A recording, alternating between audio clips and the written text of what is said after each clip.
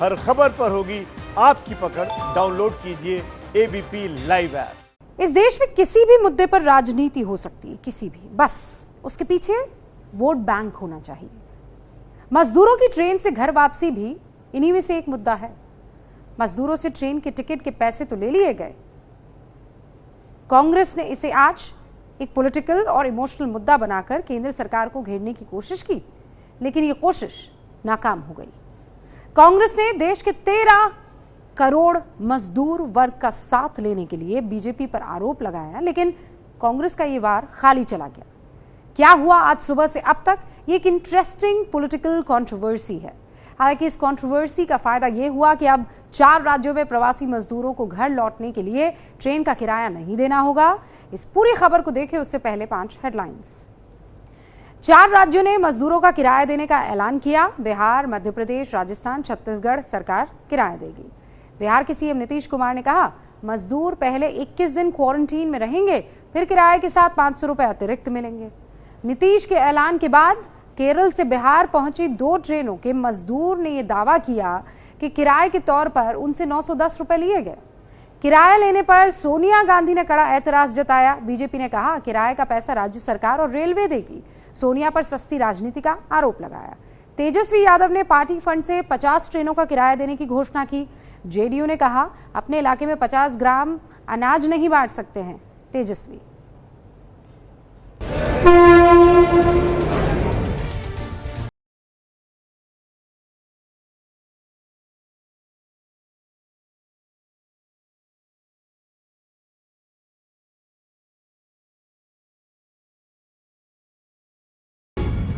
मजदूरों के रेल किराए पर हो रही राजनीति को जानने समझने के लिए कुछ आंकड़ों को जान लेना जरूरी है। देश भर में 13 करोड़ से ज्यादा प्रवासी मजदूर हैं।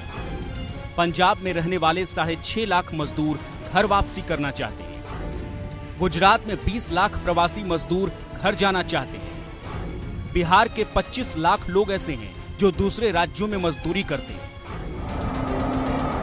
करोड़ों मजदूरों को उनके घर पहुंचा पाना मुश्किल ही नहीं, नामुमकिन है। लेकिन वोट बैंक का दबाव बना तो ट्रेन शुरू हुई, और ट्रेन शुरू होते ही सियासत भी शुरू हो गई, जिसका केंद्र बना मजदूरों से मांगे गए टिकट के पैसे।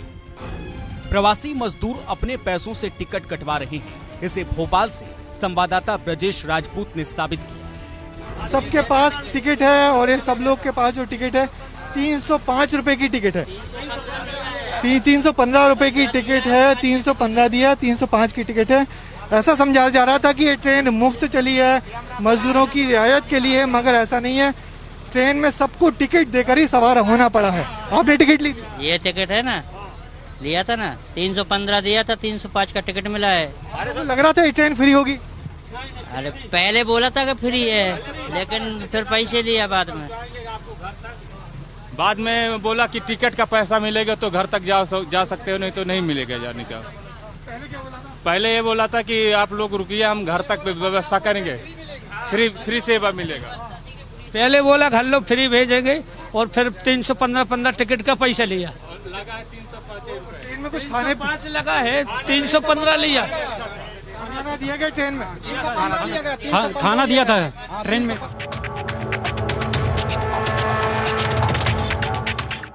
कांग्रेस ने इसे मुद्दा बनाया और मजदूरों के नाम पर राजनीतिक रोटी सेंकी। सोनिया गांधी ने बयान जारी करते हुए कहा, महज 4 घंटे के नोटिस पर लॉकडाउन करने की वजह से लाखों श्रमिक अपने घर वापस नहीं लौट पाए।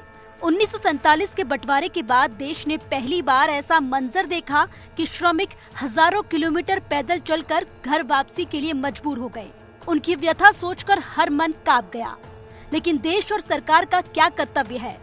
आज भी लाखों श्रमिक घर वापस जाना चाहते हैं। उनके पास न पैसा है न साधन। दुख की बात है कि भारत सरकार और रेल प्रशासन इन श्रमिकों से रेल यात्रा का किराया वसूल रहे हैं। सोनिया गांधी ने ऐलान किया कि मजदूरों के किराए का पूरा खर्च कांग्रेस उठाएगी। सोनिया ने कहा, ये विकट हालात देखकर कांग्रेस पार्टी ने निर्णय लिया कि हर प्रदेश में जरूरतमंद श्रमिक भाइयों और बहनों के घर लौटने की रेल यात्रा का खर्च उठाएंगे। सोनिया गांधी ने सियासत का स्ट्रोक खेला और केंद्र की सरकार के साथ साथ बीजेपी शासन वाले राज्यों को निशाने पर लिया। कांग्रेस ने बीजेपी के खिलाफ कारपेट बॉम्बिंग शुरू की। सोनिया के बयान के बाद प्रियंका और राहुल ने भी ट्विटर पर सरकार को घेरा। अब बारी थी सरकार की, तो रेलवे ने मास्टर स्ट्रोक खेला, बयान जारी किया। कहा, यात्रा का 85% खर्च रेलवे खुद उठा रहा है। इसमें ट्रेन चलाने का खर्च, सोशल डिस्टेंसिंग की वजह से खाली छोड़ी गई सीटें, वापसी में ट्रेन खाली आने की वजह से हुआ नुकसान आदि शामिल है। बाकी का 15% का खर्च राज्य सरकारों को उठाना है, जो बड़ी राशि नहीं है। अभी टिकट कितने का दिए हैं आपको? अभी 370 का। और वैसे जब आते थे आप लोग तब कितना किराया होता है? तब वही 340 रुपया। 340 होता जी। था 370। हाँ। टिकट मिला आज आपको? हाँ। खाने पीने की व्यवस्था थी ट्रेन में? हाँ। क्या खाने को दिए? वो पूड़ी भाजी दिए थे। पूड़ी भाजी दिए थे, पैसा नहीं लिए थे? नहीं, उसका नहीं। अब बारी बीजेपी की थी, तो सोनिया गांधी पर बेवजह राजनीति का आरोप लगाया। इसमें जो खर्चा आ रहा है, ट्रेन का खर्चा, लोग डिस्टेंसिंग का खर्चा, ट्रेन को चलाने का खर्चा, सारा खर्चा 85% खर्चा, सारा खर्चा रेलवे ले रही है, रेलवे बियर कर रही है। किसी एक यात्री से रेलवे ने टिकट ना लिया, कहा है, ना बेचा है। इस बात को इतने गंदे तरीके से प्रस्तुत करना, ये घिनौनी राजनीति नहीं तो और क्या है। रेलवे सारा खर्चा कर रही, जो बाकी कौन लोग कितने आएंगे इसको चिन्हित करने का काम प्रदेश सरकारें कर रही हैं। इसलिए प्रदेश सरकार को उसका नॉमिनल 10-15% खर्चा प्रदेश सरकार पर आएगा, यात्री पर कोई खर्चा नहीं है। मैं बहुत स्पष्टता के साथ कह देना चाहता हूं देशवासियों को, जिस प्रकार से सोनिया गांधी ने झूठ फैलाने का काम किया है और लोगों को बरगलाने का काम किया, इसको स्पष्टता होनी चाहिए कि यात्री से किसी ने कहीं कोई पैसा नहीं मांगा है। हालांकि बीजेपी ने गांधी परिवार पर जो सवाल उठाए, उसे गांधी परिवार के धुर विरोधी माने जाने वाले बीजेपी सांसद सुब्रमण्यम स्वामी ने ही खारिज कर दिया। ट्वीट करते हुए लिखा, भूखे प्रवासी मजदूरों से रेल किराया वसूलने का केंद्र सरकार का ये फैसला कैसी मूर्खता है। विदेशों में फंसे भारतीयों को विमानों से मुफ्त लाया गया और मजदूरों से किराया लिया जा रहा है। अगर रेलवे वहन नहीं कर सकता तो पीएम केयर्स फंड से पैसा नहीं दिया जा सकता। मजदूरों के टिकट किराए पर सुबह से जो हंगामा शुरू हुआ, उसका बड़ा असर भी दिखने लगा। राजस्थान, छत्तीसगढ़, मध्य प्रदेश और बिहार ने मजदूरों का किराया देने का ऐलान किया। जब वो निकलेंगे 21 दिन के बाद, तो आने में उनको जितना भी खर्च हुआ बाहर से, और उसके अलावे 500 रुपया और राज्य सरकार उनको देगी, और मिनिमम 1000 रुपया हर व्यक्ति को जो बाहर से आएंगे उनको दिया जाएगा। बिहार पहुंचने वाले मजदूरों को पहले 21 दिनों के क्वारंटीन में रहना होगा, उसके बाद उन्हें पैसे मिलेंगे।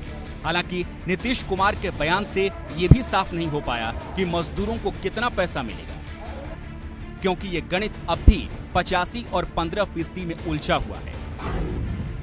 लेकिन सवाल बरकरार है, जब राज्य सरकार और रेलवे किराया देने को तैयार है, तो मजदूरों को अपनी जेब से पैसा क्यों खर्च करना पड़ा? क्या जिन मजदूरों ने अपने पैसे से टिकट खरीद लिए, अब उनका पैसा राज्य सरकार वापस करेगी? और क्या एनडीए राज्यों को अब इसलिए सामने आना पड़ा कि कहीं इस विवाद का फायदा कांग्रेस को न मिल जाए?